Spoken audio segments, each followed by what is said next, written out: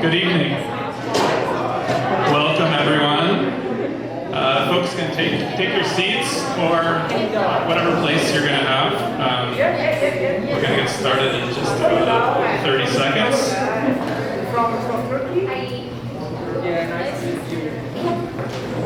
All right. Good evening. My name's Drew Jay. I'm the Executive Director of the Council of Canadians. Welcome to the People's Assembly on Stopping the Cuts. Delighted to have you all here today. I'd like to start by introducing Namrata Tilokani, who's going to kick us off with a few sorry, I'm speaking French for some reason. Bonsoir. Namrata Tilokani is going to kick us off with a few words. Namrata, who uses they/them pronouns, is a queer, non-binary community organizer with a decade of experience organizing around issues regarding international student fees, fossil fuel divestment, abolition of carceral systems, and most recently, Palestine solidarity. They believe, correct response. They believe in people power and community building as the antidote to despair. In addition to organizing, Namrata uses their art as a tool of disruption and refusal. Welcome, Namrata.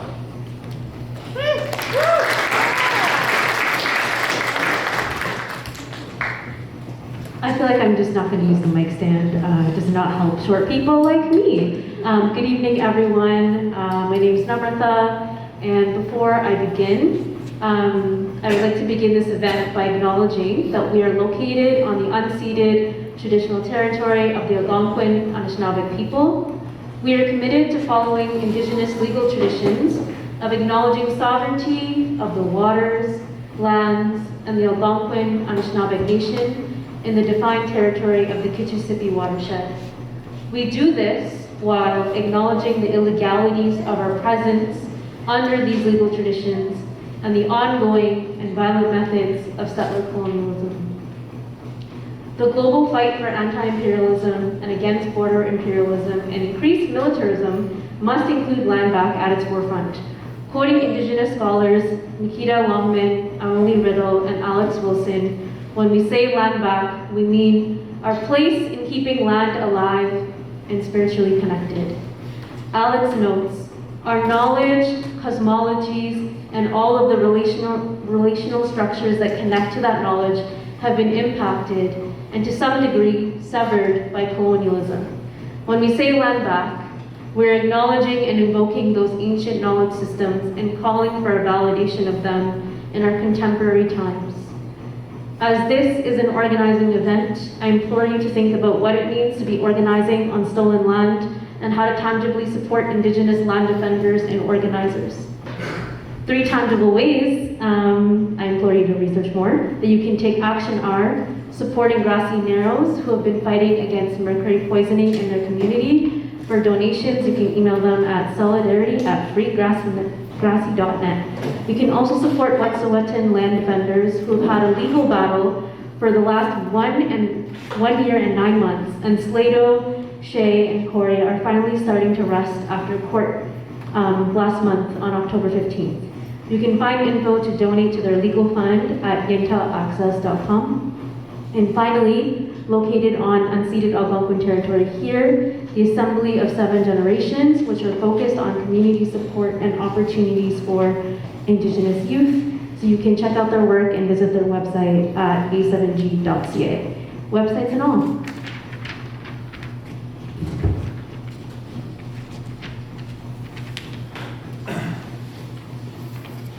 In the past months, we have seen a remarkable broad spectrum of attacks on labor rights, migrant communities, environmental protections, and Indigenous titles and treaties. In this city alone, there have been crackdowns on organizing and protest in our communities. Shame. Shame. Can we do a little louder? Shame. Shame. Okay, that's what I'm talking about. Here in Ottawa, a key front line of these attacks is the estimated 20,000 jobs that are slated for elimination right here in our communities. In a city of 1 million, There is no one who will not be affected by the amount of austerity from businesses to families. There is a solution to this crisis, which we are here to pursue together today, and that's solidarity. Corporations' profit margins are hurting from the trade war, and their plan is to guarantee their profits at our expense. Shame. Shame. By ramping up an economy that funds militarization and attacks public services and social supports. We're here, and hopefully you are here too, to build alliances that can understand the full scope of this agenda and defeat it. We have some speakers who will illuminate what is going on, and we're also here to learn from each other. So I would like to welcome you to the Stop the Cuts Assembly. Thank you for spending your evening with us, and we hope that you'll use the opportunity to meet others and build solidarity for a fair economy and a livable future for everyone. So, because I can't actually do a remark without doing a chant, are y'all ready for the first chant of the night? Yeah? Okay, so when I say when we fight, you can respond, we win. When we fight, we win. When we fight, we win. When we fight, we win. Thank you all so much.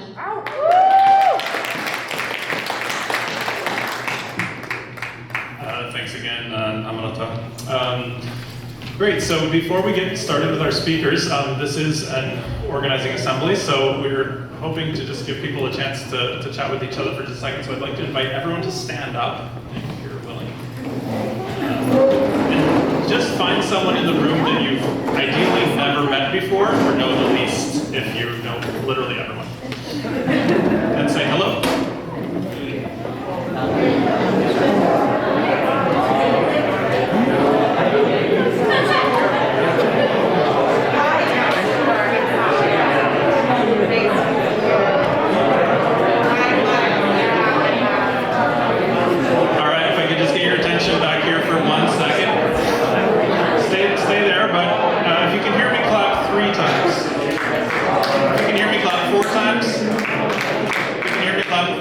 Times. Okay, so I just want your attention for 1 second. Sort of have it? Okay, just 1 second. So I just wanted people to, with your new friend, just talk for just a couple minutes about how this budget and how it affects you, this federal budget, and how it affects you.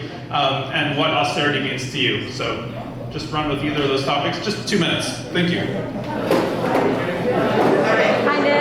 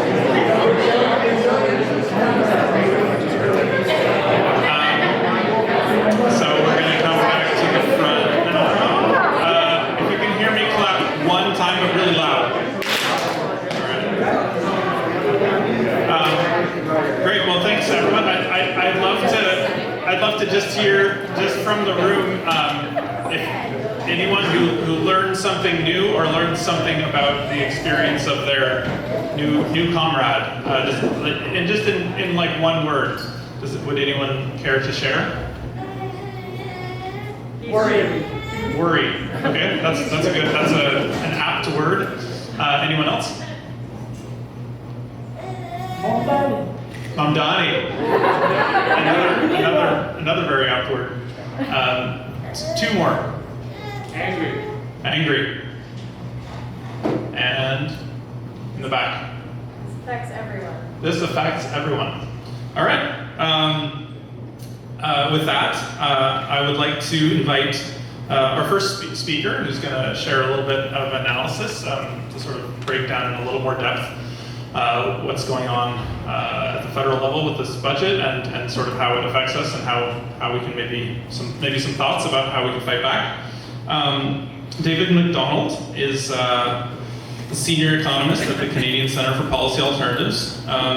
So since 2008, so for those keeping track at home, coming up on 20 years, he has been coordinated the Alternative Federal Budget, which takes a fresh look at the federal budget from a progressive perspective. David has also written on a variety of topics, from childcare to income inequality to federal fiscal policy. He's a regular media commentator on national policy issues, often speaking on the CBC, Globe and Mail, speaking to the CBC, Globe and Mail, Toronto Star, and the Canadian Press. Welcome, David.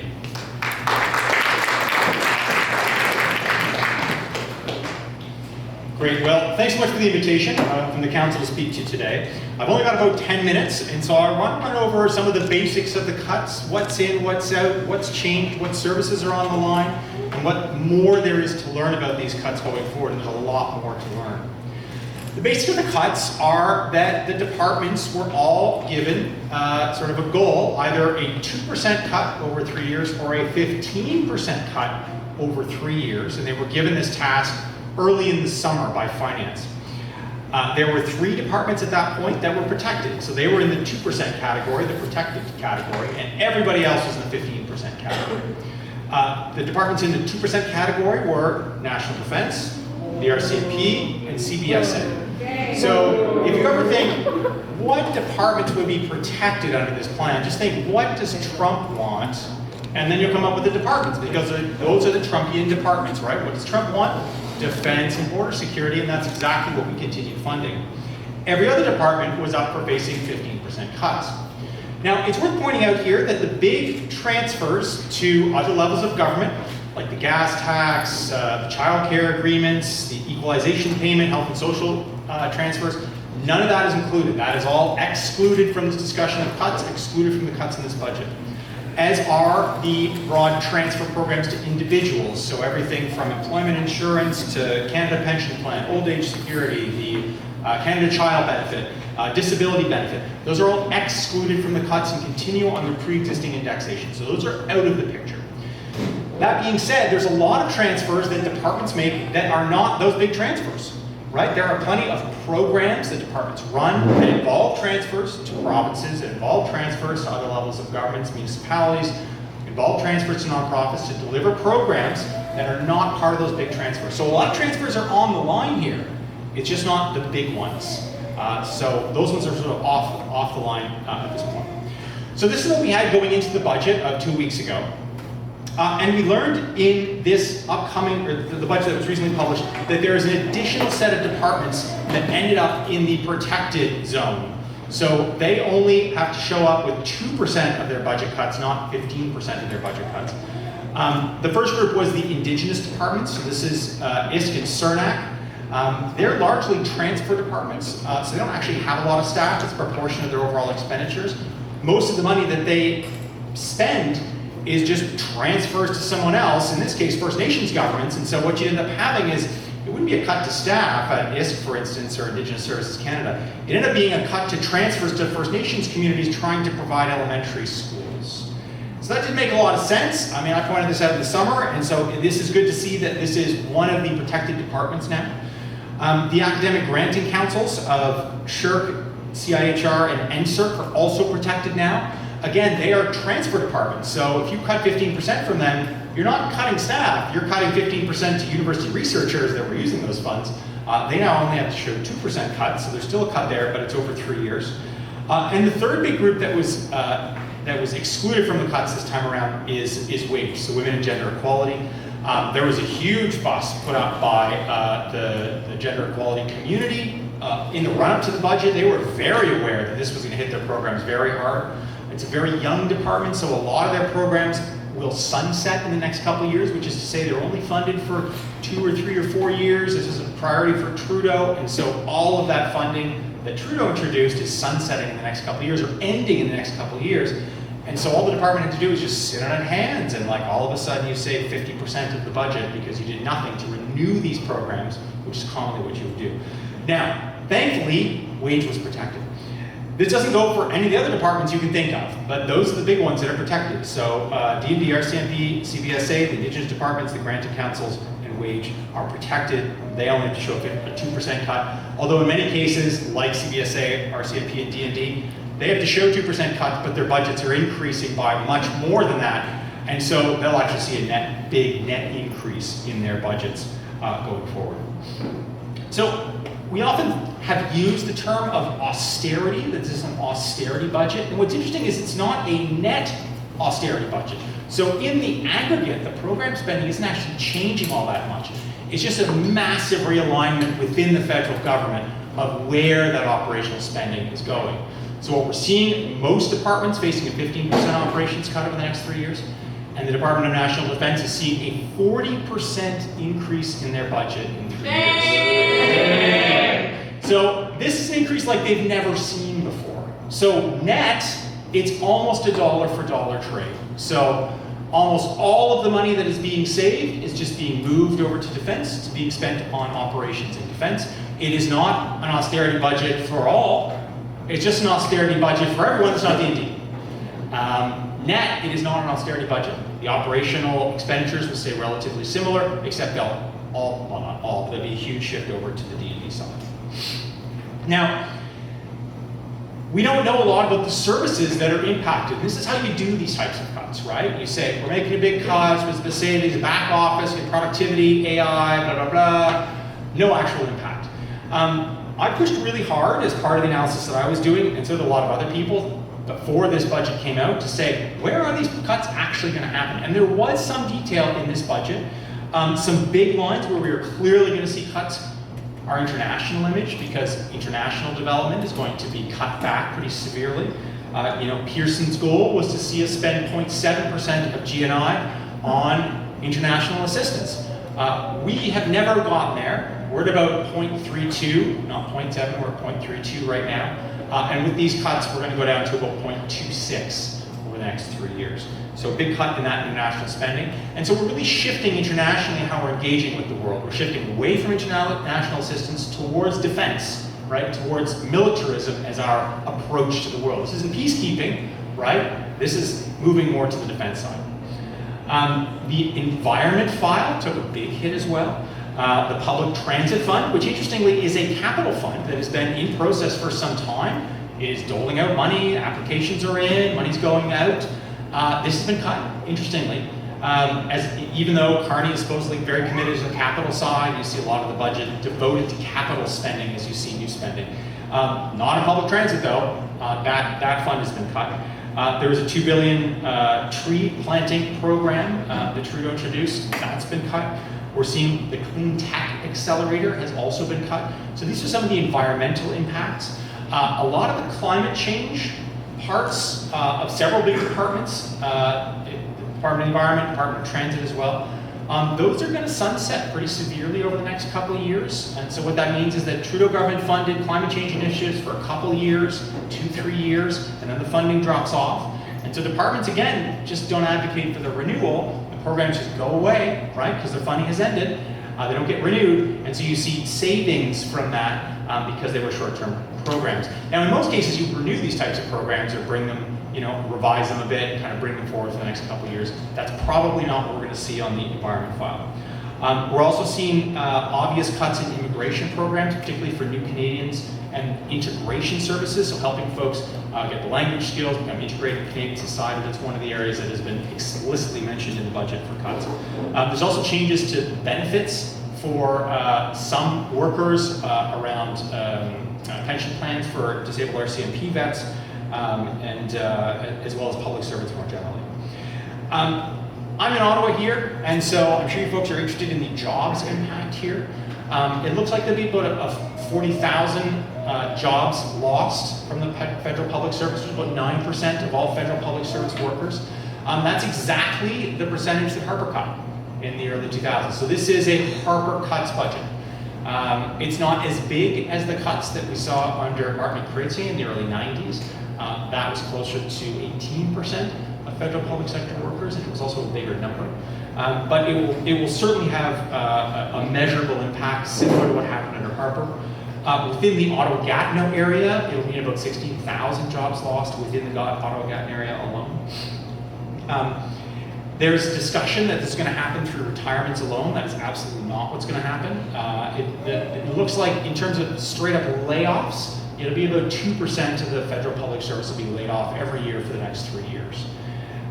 This is exactly what happened under Harper. So this is the promise under Harper too. I'll just do it through retirements and so on and so forth. And you can look at the actual data. 2% of the entire federal public service was actively laid off over that period, or involuntarily separated from their employment. And I mean, the thing to understand here too is that this decline in employment, like the decline in employment under Harper, sets us up for a whole variety of implications when it comes to services.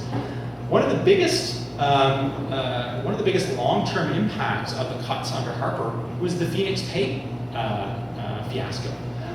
Phoenix Pay was initiated over that period. It was implemented right at the end of the cuts. You laid off all the HR folks. You turn on untested technology. It makes an absolute disaster of the pay system, and you spend billions of dollars cleaning it up. And so this year, when you read through the department by department breakdown of how they are going to accomplish the cuts, they're going to say, well, we're going to enhance productivity. We're going to use untested technology like AI to come in and fill your taxes out for you and make up half of it.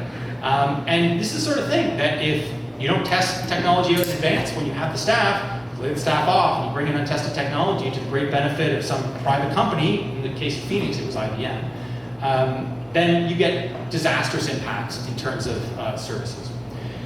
Now, at this point, I've mentioned some items that we know are going to be impacted in terms of services. The departments themselves know exactly what they're going to cut already. They've already said to finance, we're going to cut these programs, this is how we're going to do it. Finance has only published some of this. I'm going to do more work over the next couple weeks, probably a month, to see if we can get a better understanding of what those services are that are going to be cut. I think that certainly when we're talking to people outside of folks that are not federal public services, we have to talk about services. That's when it becomes real for people, right? Is that, you know, you lost your job, you call the EI hotline, you talk to an AI chatbot, right? You've got problems with your taxes, and you talk to some AI chatbot, and they're giving you the wrong answer, and they're perfectly happy to make up the answer. And these are the types of things that I think we need to be very aware of when we're seeing big cuts in services. There was a hiring of public sector workers to deal with backlogs in these areas. That's why we were hiring people, right? It was to fill out phone centers, to erase giant wait lists for passports, for EI benefits, and so on. And now we're cutting those folks back, and we're going to see the return of those types of wait lists. So let me wrap it up there, and I think I'm open to taking some questions here. Is that right?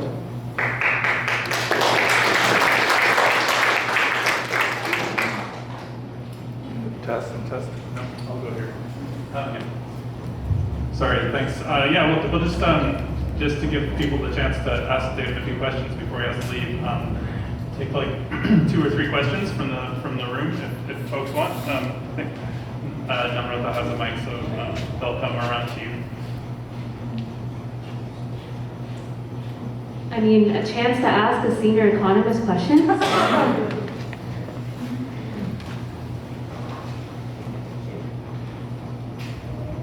Thank you. So, David, I wonder if you could talk a bit about healthcare, because we know that there's plans to cut Health Canada staff and certain of the agencies.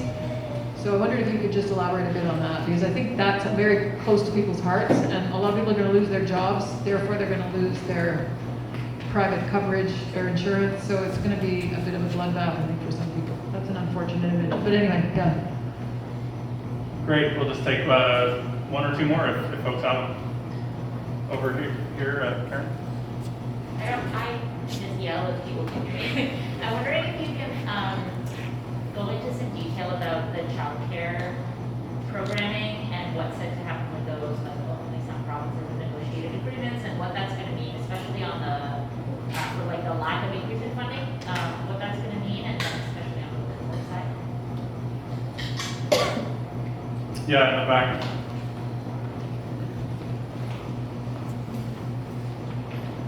Hi, could you talk about the links to NATO and his budget?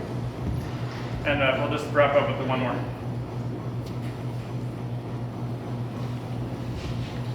Hi, I'm curious about the Water Security Agency. Is it called security? It's new, right? So like, is it going to be impacted by this? And these cuts, like, we're already seeing some cuts right now, but is it really next fiscal that those percentages come into play? The Water Agency. Canada Water Agency, thank you, yes. Take it away, David. Can we take one more? Sure, yeah, why not? Kind of into the NATO question, with all the increase in defense spending, how does this, or do we have information about spending on the Golden Dome project?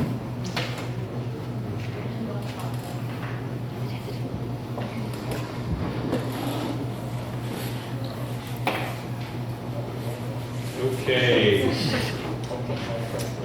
Okay, healthcare. Yeah. So I mean, it's worth remembering that the big transfers in healthcare are protected. Equalization of health social transfers. Those are protected. But the department itself is absolutely going to see cuts, and it is also an important transfer department. It funds a whole variety of programs that aren't the big transfer on health and like the big health and social transfer. And so, I mean, this is one of the areas where I want to look in more detail.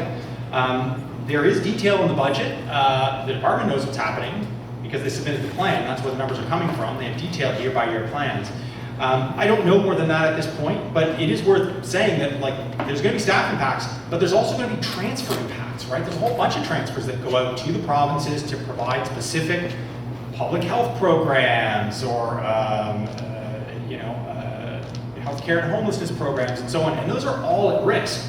They're not the big transfer, but there's a whole variety of smaller transfers that are absolutely on the table here in terms of what needs to be cut. And then one of the challenges here is that the envelope of the cuts certainly includes personnel expenditure, certainly includes professional services, which is going to be some outsourcing, but it also includes all transfers that come from that department that are not the big transfers. And so that's part of the envelope. You take that envelope, multiply it by 15%, and that's sort of roughly where you're at in terms of the cuts you need to make. So if you want to cut more staff to save transfers, that's something that a department could do and probably will do. In other cases, they may well keep the staff to administer the programs, but cut the transfers. And the other thing to understand about these transfers is that because there's a fair amount of sunsetting that goes on, depends on the department, but there's often sunsetting. Programs are only funded for a couple years, even though the program, the demand for the program may well still exist and may well be a good program. There's just a real incentive for the department just to sit on their hands and let the program sunset and not go back to cabinet and say, look, you know, this drug addiction program, we really need to continue it. This is still actually a problem. They just sit on their hands and the program just goes away. And it's not cut in the sense that they picked a program, they defunded it, and everybody had a contract and canceled it. Like, that's not, I think, what we will see. I think it's more so that there were good programs and they used to be funded by the feds, and now they're not being delivered anymore, and it's not entirely clear why. It's just because the feds had 3 years of funding and they decided not to renew the funding. So I think this is going to affect healthcare, but it affect other things. On the childcare question, so the agreements that have been signed with the provinces, with all of the provinces except two now, Alberta and Saskatchewan, everyone has renewed another 5 years the CWELC agreements. This is the $10 a day program and so on. That funding is sort of secure, so that's not really in doubt. This concerning agreement with Ontario that was just signed 3 or 4 days ago, where they got a 1-year extension, And now, like, all of the original commitments in the plan are just like thrown out the window and lit on fire, right? $10 a day, we're not doing that anymore. We're doing $22 a day and we're keeping it there forever. And if you want us to keep it there forever, federal government, send us more money. In addition to the money you already sent us where we agreed to give you $10 a day, but we didn't. And so this really sets a very concerning precedent for both Alberta and Saskatchewan to do the exact same thing, to say, remember how you wanted $10 a day? We're going to make it 25, and you owe us an extra $1 billion on top of what you were going to spend. And so I think this is exactly what we're going to see in Alberta. Alberta and Ontario were never had a plan, didn't have a plan to date to get to $10 a day. They're clearly not going to get to $10 a day. BC, who has signed up for that 5 years, is also probably not going to get to $10 a day. Saskatchewan is at $10 a day, but they have not renewed their agreement. So look forward to Saskatchewan saying, geez, federal government, you know, we agreed to 10, I know, but we're really sorry, we're going to make it 35 unless you give us $1 billion. That's sort of neither here nor there with the cuts, but it is certainly something that I would expect to probably happen over the next couple of months. Okay, NATO funding. How close are we to NATO funding? Yeah, so the NATO funding goal, there's sort of two goals. There's a 2% goal and a 5% goal. Like in the short term, it's 2%, and that's more sort of straight up operational D&D. The federal government's now going to start including the Coast Guard in there, and a bunch of other ancillary services to try to boost the number up. That's neither here nor there in terms of the D&D budget, like the raw budget of D&D, which is going to go up 40%. It's a big reason why we'll get sort of closer to that 2% goal. The 5% goal, which is a little further off, isn't exclusively like military Coast Guard operations, like lasers in the sky kind of thing. It can also include infrastructure. And so, you know, you can start to count like railroad investments and port investments and highway investment, dual use investments can absolutely fill that like move from 2% to 5%. That's a little further off, and I think we'll probably start to see maybe in the departmental report in the spring from D&D some projections on that. But 2% is really the short-term goal, and that's why we're seeing, you know, the D&D budget alone just skyrocketing through the roof and eating everything else in the federal government as a result. Do we have new funding data on gold? No, we don't. We don't have new funding data on subs. A lot of these huge weapon systems that D&D wants to purchase are just not here. I should say that the increase in the budget itself isn't terrifically specific. So they're just creating a lot of fiscal room to spend a lot of money on a bunch of things they might want to spend money on. You know, in a world where we have a lot more defense spending, there could be some useful outcomes of that. Like if you're willing to play in that sandbox, there's a lot of dual use that could be had. All-season roads to remote communities, better ports in the north, right? Investments in communities in the north. These are things that we could absolutely benefit from. Having defense be much more involved in fighting climate change crises could be a potential impact of this if you wanted to play in that sandbox. I'm not sure if that's what's going to happen. I mean, my concern is that this is going to be wasted on high-tech weapon systems to the benefit of foreign companies, as opposed to some tangible benefit that people outside of the military could make use of. There is dual use for military, and we could definitely push that, but I'm not sure that's what we'll see. Canada Water Agency, I haven't looked at that in great detail. Yes, it is a new agency, started last year. The fiscal impacts are going to start immediately. And so we've got 3 years. The first year starts in April, right? So we're like, is that 5 months away from that? Like the cuts, and so the other thing that's happening here too is that, yes, the cuts are going to start immediately in essence in 5 months' time. But there's overlapping cuts here too. So the Trudeau government itself had a cuts exercise called refocusing government, and it put off some cuts into the future. But now we are in the future because they introduced it about 2 years ago. We are in the future now, and so those cuts already hit. So we've actually already seen it. This 40,000 lost jobs. 10 of those are already gone. Right? We've already seen that impacted this year between 2024 and 2025. So. There's overlapping cuts. Now, the net impact is going to be about 40,000 jobs lost between 2024 and 2028. But it is the result not only of the Carney cuts, but also of the Trudeau cuts, all happening at the same time, overlapping layers of cuts. So anyway, I'll leave it there. Thanks so much for the questions.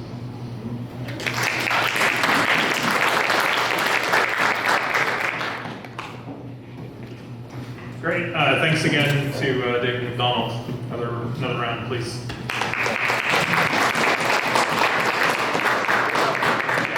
Really appreciate your hearing your analysis directly. Next up, we have Nik Barry Shaw. He, him pronouns, is the Trade and Privatization Campaigner for the Council of Canadians. In recent years, has led the Council's campaigning on pharmacare, which aims to make medicines part of Medicare, and with some success, we're still working on sort of consolidating some of those gains. You may have seen the demonstration that was organized outside of the sort of Liberal caucus meeting in Edmonton. Nik was there, leading the charge, along with other health activists from across Canada. He's based in Montreal, and he's the co-author with myself of Paid with Good Intentions, Canada's development NGOs from idealism to populism. Welcome, Nik.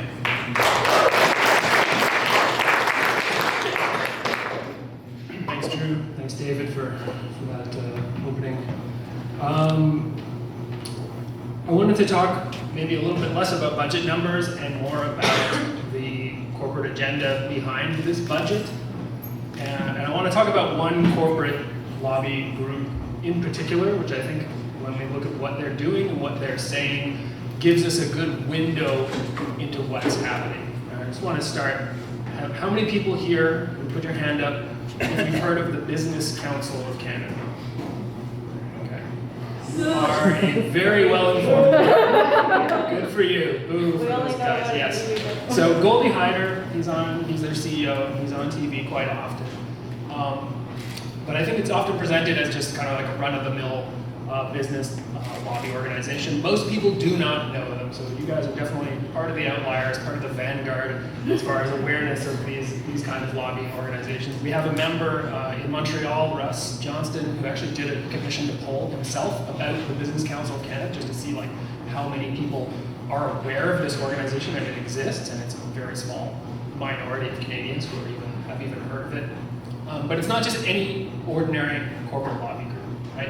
It was founded in the late 70s under the name of Business Council on National Issues, and really throughout the history of the Council of Canadians, which was founded in '85 to fight free trade with the U.S., we've kind of found ourselves on the opposite side of almost every single issue of the day. When it was the free trade fight that we were opposed to a free trade deal with the U.S., the Business Council on National Issues was there, pouring in millions and millions of dollars into ad campaigns and backing the Mulroney government and pushing that agreement forward.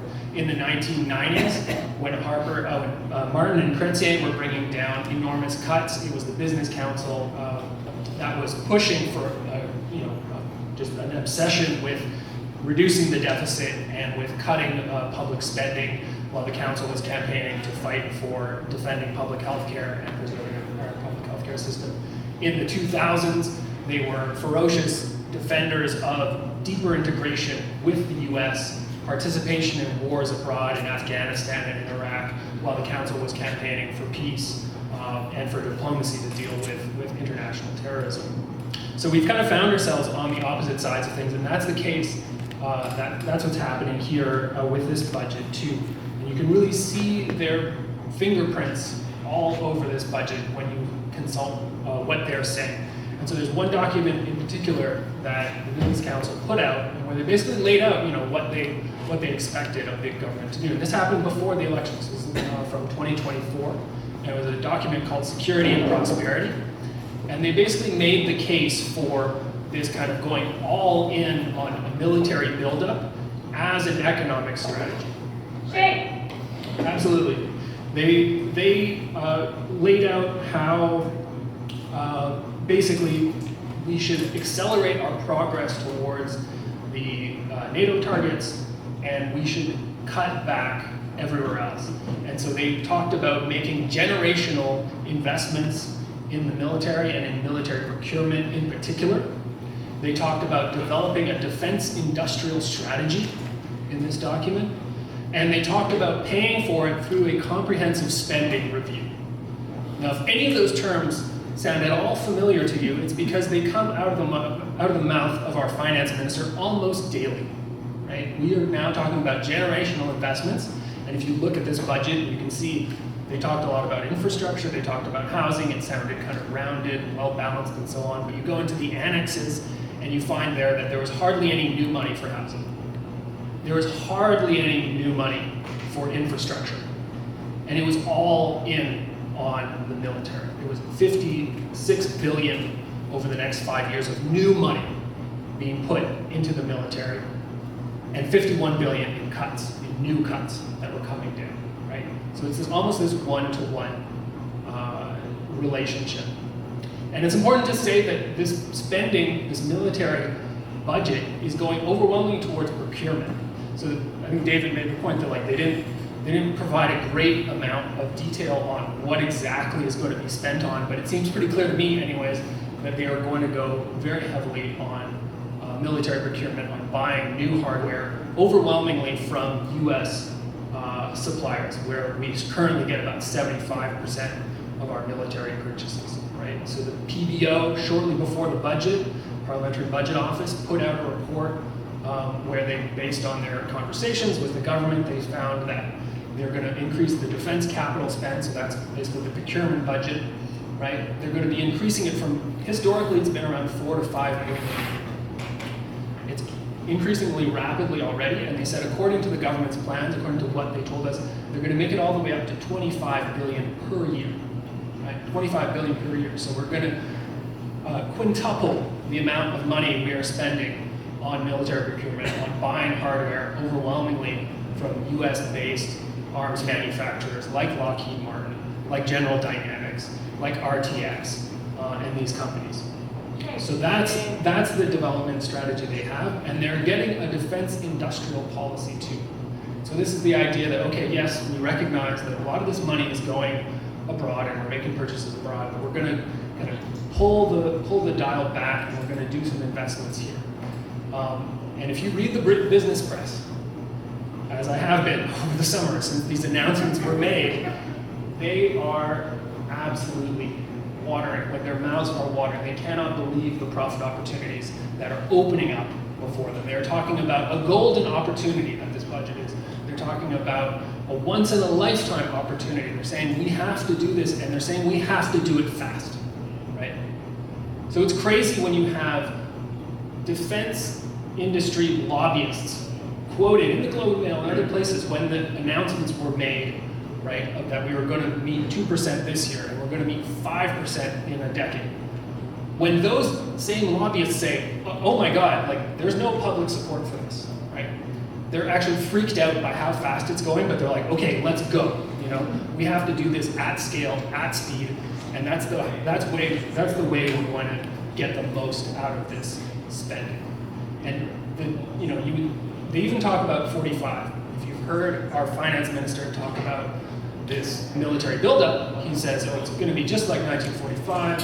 It's a nation-building project. We're going to have factories running again. It'll be great. It'll be like the heyday of this kind of industrial conversion. What they don't tell you is that we're not going to get the excess profit tax of the Second World War. We're not going to get a limit on the profit rate of the contracts that the government is giving out to these arms manufacturers. And in the Security and Prosperity document, the Business Council of Canada, which represents the top CEOs of corporations in Canada, they're very clear, right? They say the government needs to de-risk our investments. They need to take on the risk so that we can make at least 15% profit on these investments, right? And so I feel like what's happening is they recognize the moment where a significant portion of Canadian society was freaked out by the geopolitical situation and was open in a way, especially people, liberals and NDP voters who were open to military spending in a way that they hadn't been in a long time because of the invasion of Ukraine, because of the threats from Trump and so on. And what they're doing is they're driving a Mack truck of corporate welfare through that insecurity. They're trying to seize this moment and get as much money as they can into their pockets, into high-tech industry, into those shareholders' pockets, basically. And so I think that's what we're up against with this military buildup. I think we really have to understand it as corporate welfare through warfare, much more than as defense. And so we're the ones that are paying the cost for that, right? They're going to pay for it not through taxes on them, and there's no national effort here when it comes to who's going to pay for it. It's going to be coming out of lost jobs in the public sector, lost services in our communities, and creating living conditions for everyone else. And I think the other thing that they've lobbied for very strongly has been tax cuts. There were a lot of tax cuts in this budget. There was the productivity super deduction, which is basically just they're lowering the corporate tax rate. That's going to cost us $2.7 billion per year going forward. There was the middle class tax cut, which was supposed to deal with the cost of living crisis for people, except as David and his colleagues have shown through their excellent work, it's going to do absolutely nothing for, or very, very little for people who are living in poverty, the people who are suffering the most from the cost of living crisis. People living in poverty will get on average $11 from that tax cut. So it's going to do absolutely nothing. Everything's going to rest on the housing investments, which are a big question mark as to how much they're actually going to make a dent in housing prices. And the other tax cuts that aren't really mentioned in that budget, but are there, right? And I think this is where we get into the kind of the costs of appeasement, right? Or the digital services tax, right? And this is another thing that was a big warhorse for the Business Council of Canada. They wanted Canada to do whatever Trump wants. Appease, appease, appease. That was their strategy. And they've gotten it so far. And the digital services tax was one of them. That's going to cost us, according to the budget, $4.5 billion over the next 5 years, possibly more. According to the PPO, it'll be more like in the $7 billion range. And the cuts to the capital gains tax, again, another big chunk of revenue that we are going to be missing out on. That is overwhelmingly going to benefit extremely wealthy people in the West. So there's a quote from a journalist, Donald Gutstein, where he says, if you want to find out what the federal government is planning for tomorrow, you need only look at what the Business Council of Canada is advocating for today, right? And so I think that is very true in this case and in many other cases. And I think it should make us aware of the need to start this fight now, to not wait, because there's a possibility that things will get much worse going forward. The Business Council was, again, overjoyed with the level of military spending, but they were very disappointed that the tax cuts for corporations weren't as big. And they had all sorts of ideas leading up to the budget about how we could cut deeper and make the shift the cost onto working class people even more directly so that we could fund this military building, right? And those two of the ideas that they specifically cited, they actually did a consultation with their members, with their CEO members, and two of the bright ideas that they came up with was one, lowering the corporate tax and increasing the GST. Don't you love to hear that in the middle of a cost of living crisis? And the other idea was that they said, we need to do a 1990 style program review. So what the government is doing now, they feel, is not good enough. 40,000 jobs lost is not good enough.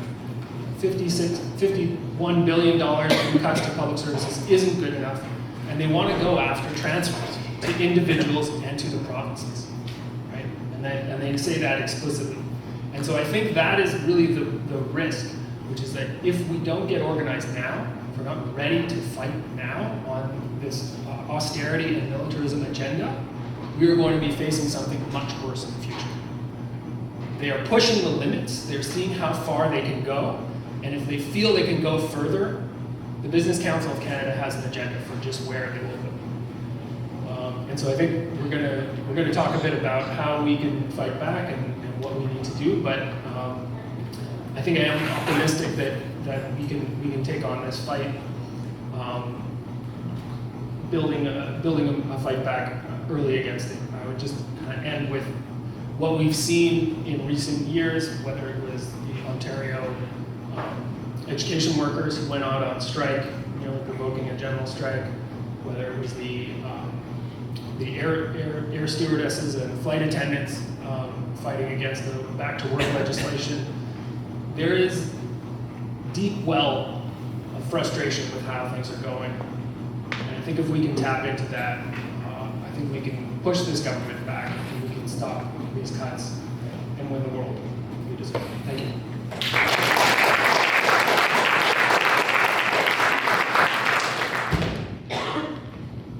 Thanks, Nick, from business council to business plot for those who are observers of history of our southern neighbors. I want to hand it off now to Namrata, who's going to introduce the different sort of breakout groups that we're going to do on a number of things. But I also just wanted to recognize Namrata has been our lead organizer on this event, and I think you're about to see sort of the depth of the thoughtfulness and deep community ties that they have kind of brought to this organizing. So Namrata is going to now introduce the folks, and if you join me in giving them a big hand.